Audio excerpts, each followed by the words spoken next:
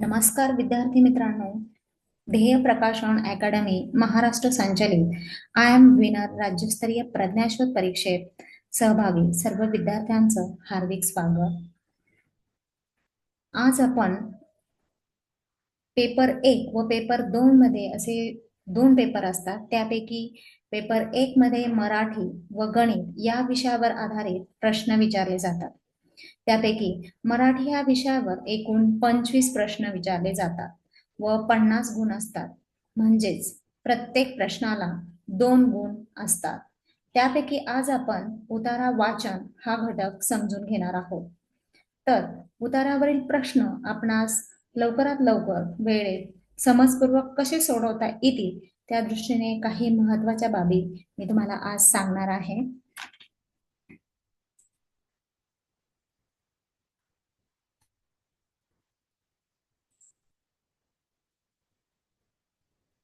तर उतारा हा एकाग्र चित्ताने वाचावा, त्यातील आशय समजून घ्या, उतार्यावरील घटना, प्रसंग, संवाद, वर्णन याबाबतची माहिती नीट लक्षात घ्या.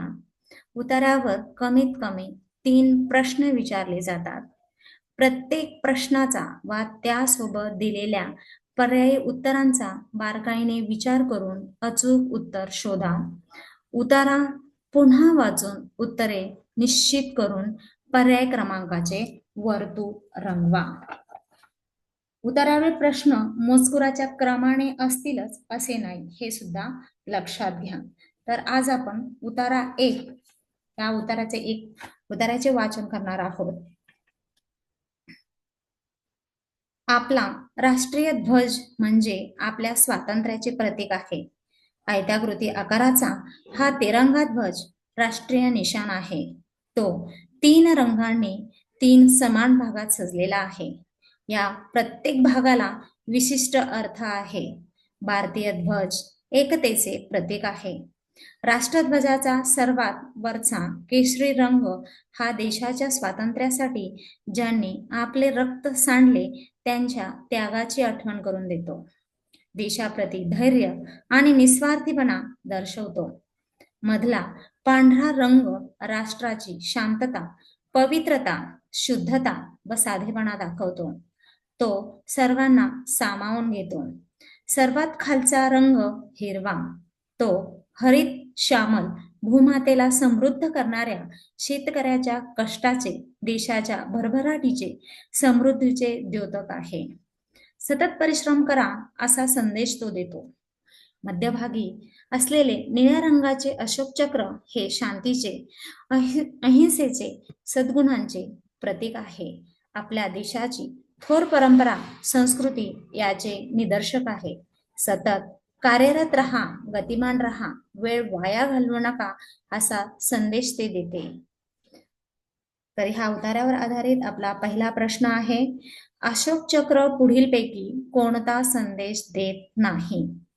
पर्याय क्रमांक 1 आहे सतत कार्यरत रहा, परिश्रम करू नका, गतिमान रहा, वेळेचा अपव्यय करू नका. तर यापैकी कोणता संदेश हा अशोक चक्र देत नाही? तर आपल्याला पर्यायामध्येच उत्तर दिले, उतार्यामध्ये उत्तर आहे बघा. आपल्या देशाची थोर परंपरा, संस्कृती याचे निदर्शक आहे. सतत कार्यरत रहा, गतिमान रहा, वेळ वाया घालवू नका असा संदेश देते. म्हणजेच पर्याय क्रमांक 2 परिश्रम करू नका असा संदेश अशोक चक्र देत नाही. म्हणून आपल्या उत्तराचा अचूक पर्याय आहे पर्याय क्रमांक 2. प्रश्न क्रमांक 2 आहे देशासाठी बलिदान करणाऱ्यांच्या त्यागाची आठवण करून देणारा रंग कोणता? देशाचा पर्याय क्रमांक 1 आहे पांढरा, निळा, हिरवा आणि केशरी. बघा आपल्या उतारातच उत्तर आहे राष्ट्रध्वजाचा सर्वात वरचा केशरी रंग हा देशाच्या स्वातंत्र्यासाठी ज्यांनी आपले रक्त सांडले त्यांच्या त्यागाची आठवण करून देतो. म्हणूनच आपल्या उत्तराचा पर्याय क्रमांक आहे पर्याय क्रमांक 4. प्रश्न तिसरा आहे वाक्यपूर्ती होण्यासाठी योग्य पर्याय निवडा. पांढरा रंग हा हे वाक्य आपल्याला पूर्ण करायचं आहे. पर्याय क्रमांक 1 आहे समृद्धीचे द्योतक आहे, सद्गुणांचे प्रतीक आहे. पर्याय क्रमांक 3 आहे शेतकऱ्यांच्या कष्टाचे वर्णन करतो. पर्याय क्रमांक 4 आहे शांतता व साधेपणा दाखवतो. उत्तरामध्ये आपल्याला दिलेला आहे मधला पांढरा रंग राष्ट्राची शांतता, पवित्रता, शुद्धता व साधेपणा दाखवतो. म्हणजे साधेपणा म्हणजेच आपल्या प्रश्नाच्या उत्तराचा अचूक पर्याय आहे शांतता व साधेपणा दाखवतो. आता आपण उतारा 2 वाचूयात. माणसांच्या घरामध्ये खूप विविधता आढळते. काही पक्षी व प्राण्यांच्या घरामध्येही विविधता आहे. मुंगी, मधमाशी, सुगरण व सुतार पक्षी अशी अनेक उदाहरणे आहेत. यांची घरे पाहिली की आश्चर्याने तोंडात बोट घालण्याची वेळ येते. मुंग्यांचे निवासस्थान म्हणजे वारूळ. या आदर्श घराची आतली रचना आखीव रेखीव असते. कितीही पाऊस पडला तरी पाण्याचा एक थेंबही आत जात नाही. मधमाशांचे घर म्हणजे पोळे. त्याला मोहोळ असेही म्हणतात. त्यात सुरेख खोल्या असतात. सुगरण पक्षी वाळलेले गवत, चिवट वेलींचे तंतू यापासून चोचीने सुरेख घरटे विणतो. त्याला खोपा म्हणतात. हे निमुळते घरटे त्यांच्या पिलांचे ऊन, वारा, पाऊस, साप, ससाणे यापासून संरक्षण करते. सुतार पक्षी आपल्या अंकुचित चोचीने झाडांच्या खोडामध्ये घरटे तयार करतो. निसर्गातील या इवल्या कारागिरांच्या कलाकृतींचे मनापासून कौतुक वाटते. तर प्रश्न क्रमांक 1 आहे मुंग्याच्या घराबाबत चुकीचे विधान कोणते? पर्याय क्रमांक 1 आहे मुंग्यांच्या घराला वारूळ म्हणतात. या घराची रचना आखीव रेखीव असते. मुंग्याचे घर आदर्श नसते. या घरात पावसाचा थेंबही आत जात नाही. तर उत्तरातच आपल्याला दिलेले आहे मुंग्यांच्या घरट्याचे आदर्श घर असते, रचना आखीव रेखीव असते, पाऊस पडला तर एकही थेंबा जात नाही. म्हणजेच पर्याय क्रमांक 3 ह्या उत्तरात बरोबर आहे. मुंग्यांचे घर आदर्श नसते. प्रश्न 2 आहे मधमाशांचे पोळे तसे मुंग्यांचे. म्हणजेच मधमाशांचं घरटं जसं पोळे आहे तसं मुंग्यांचं काय आहे? तसेच उत्तराचा पर्याय क्रमांक 1 आहे बंगला, पर्याय क्रमांक 2 वारूळ, पर्याय क्रमांक 3 घरटे आणि पर्याय क्रमांक 4 डोली. म्हणजेच मुंग्यांचं राहण्याचं ठिकाण कोणतं आहे? तर पर्याय क्रमांक 2 वारूळ. प्रश्न 3 आहे कोणाच्या घराची रचना अनेक खोल्यांची असते? पर्याय क्रमांक 1 आहे सुतार पक्षी, पर्याय क्रमांक 2 आहे मधमाशी, पर्याय क्रमांक 3 आहे मुंगी, पर्याय क्रमांक 4 आहे सुगरण. उत्तरामध्ये आपल्याला दिलेला आहे की मधमाशांचे घर म्हणजे पोळे, त्याला मोहोळ असेही म्हणतात. त्यात सुरेख खोल्या असतात. म्हणजेच पर्याय क्रमांक अनेक खोल्या कोणाच्या घरात असतात? तर पर्याय क्रमांक 2 हा अचूक उत्तराचा पर्याय आहे. तर आता आपण उतारा 3 वाचूया. उन्हे उतरणीला लागली, पक्षी घराकडे परतू लागले. झाडावर देखील खूपशा पक्ष्यांची घरटी होती. त्यांनी जेव्हा परतल्यावर पाहिले की एक आगंतुक पाहुणा आपल्या झाडावर आरामात विश्रांती घेत बसला आहे, तेव्हा अगोदर ते तर बिचकले. मग तो पाहुणा बोलतो का हे बघायला हळूहळू त्याच्या भोवती गिरट्या घातल्या, किलबिलाट केला. पण चेंडू कसला वसतात? तोंडातून चकार शब्द त्याने काढला नाही. त्याला वाटले आपण गप्प राहिलो म्हणजे आपल्याला निरुपद्रवी समजून कुणी त्रास देणार नाही. तर ह्या उतार्यावर आधारित पहिला प्रश्न आहे पाहुणा झाडावर येण्याची वेळ कोणती आहे? पर्याय क्रमांक 1 आहे सकाळ, 2 संध्याकाळ, 3 रात्र, 4 दुपार. बघा उतारामध्ये आहे उन्हे उतरणीला लागली, पक्षी घराकडे परतू लागले. म्हणजेच घराकडे पक्षी केव्हा परततात? तर संध्याकाळी. म्हणजेच ह्या प्रश्नाचा अचूक उत्तराचा पर्याय आहे पर्याय क्रमांक 2. प्रश्न 2 आहे, आगंतुक पाहुणा कोण आहे? तर पर्याय क्रमांक 1 आहे चेंडू, घरट, दुसरा पक्षी, निरुपद्रवी प्राणी. तर बघा इथे आपल्याला दिलेला आहे, पण चेंडू कसला बसतात, म्हणजेच आगंतुक पाहुणा कोण होता? तर पर्याय क्रमांक 1 चेंडू. प्रश्न क्रमांक 3 आहे, पुढीलपैकी कोणत्या शब्दाचा समानार्थी शब्द उतार्यात आला नाही? बघा पहिला प्रश्न पर्याय क्रमांक 1 आहे त्रासदायक, 2 अतिथी, 3 द्विज, चौथा आराम.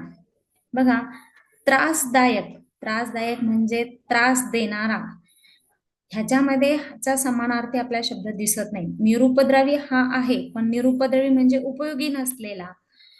दुसरा बघूया, अतिथी म्हणजे पाहुणे, आगंतुक पाहुणा हा शब्द देखील आलेला आहे समानार्थी शब्द. द्विज, द्विज म्हणजे पक्षी, यामध्ये पक्षी हा शब्द देखील समानार्थी शब्द आलेला आहे. आराम, आराम म्हणजे विश्रांती, पर्यायामध्ये सुद्धा विश्रांती हा शब्द देखील आलेला आहे. म्हणजेच त्रासदायक ह्या शब्दासाठी समानार्थी शब्द आलेला नाही, म्हणून ह्या प्रश्नाच्या उत्तराचा पर्याय क्रमांक 1 आहे. पुढचा उतारा आपण वाचूयात. उतारा क्रमांक 4. मायाला 2 बहिणी होत्या. तिच्या आईला या तिघींनाही शिकून स्वतःच्या पायावर उभं करायचं होतं. मायाचे वडील सतत आजारी असत, त्यामुळे आईलाच कष्ट करावे लागत. तिने दुसऱ्यांची कपडे शिवून अर्थार्जन केले, खूप कष्ट केले, पण मुलींच्या शिक्षणासाठी काही कमी पडू दिले नाही. प्राथमिक शाळा महानगरपालिकेची असल्याने शालेय खर्चाचा प्रश्न नव्हता. त्यातून मायाने शिष्यवृत्ती परीक्षेत यश मिळवले होते. मायाने खूप जिद्दीने अभ्यास करून इंजिनिअरिंगला प्रवेश मिळवला. तिचे देदीप्यमान यश म्हणजे ती विद्यापीठात प्रथम क्रमांकाने पास झाली. 2 वर्ष नोकरी करून तिने पैसे जमवले. जर्मनीला जाऊन पुढील शिक्षणही पूर्ण केले. परदेशात गेल्यावर आईने तिला बजावले, शिक्षण पूर्ण झाल्यावर देशासाठीच काम कर. माया आणि मायाची आई यांची जिद्द वाखाणण्याजोगी होती. यासाठी प्रश्न क्रमांक 1 आहे, पैसे मिळवण्यासाठी मायाच्या आईने कोणते काम केले? पर्याय क्रमांक 1 आहे नोकरी, दुसरा शिवणकाम, तिसरा धुणी भांडी, चौथा आहे भाजी विक्री. तर उत्तरामध्येच आपल्याला आहे, तिने दुसऱ्यांचे कपडे शिवून अर्थार्जन केले, म्हणजेच तिने कोणतं काम केलं? शिवणकाम. यासाठी पर्याय क्रमांक 2 हा अचूक उत्तर आहे. माया हुशार मुलगी होती हे पुढीलपैकी कोणत्या वाक्यावरून दिसत नाही? तिने, पर्याय क्रमांक 1 आहे तिने जर्मनीला जाऊन पुढील शिक्षण पूर्ण केले. ती विद्यापीठात प्रथम क्रमांकाने पास झाली. तिने शिष्यवृत्ती परीक्षेत यश मिळवले. पर्याय क्रमांक 4 आहे तिचे वडील सतत आजारी असत. चारही पर्यायामध्ये कोणता असा पर्याय आहे की ज्यामध्ये ती हुशार होती हे दिसत नाही? तर त्यामध्ये उत्तर आहे पर्याय क्रमांक 4 तिचे वडील सतत आजारी असत. प्रश्न क्रमांक 3 आहे, मायाच्या आईचे मातृभूमीवरील प्रेम कशावरून दिसून येते? पर्याय क्रमांक 1 आहे मुलींना देशासाठीच काम करण्यास सांगितले. पर्याय क्रमांक 2 आहे मुलींना शिकवले. पर्याय क्रमांक 3 आहे खूप कष्ट केले. पर्याय क्रमांक 4 आहे मुलींना शिक्षणासाठी देशाबाहेर जाऊ दिले. याचं उत्तरामध्येच आहे शेवटी, परदेशात गेल्यावर आईने तिला बजावले, शिक्षण पूर्ण झाल्यावर देशासाठीच काम कर. ह्याच बोलण्यावरून असं दिसतंय की मुलींना देशासाठीच काम करण्यास सांगितले. यावरून उत्तराचा अचूक पर्याय क्रमांक 1 आहे. अशा पद्धतीने आज आपण उतारा व उतारावर आलेल्या प्रश्नांची उत्तरे ह्याचा अभ्यास केला. धन्यवाद.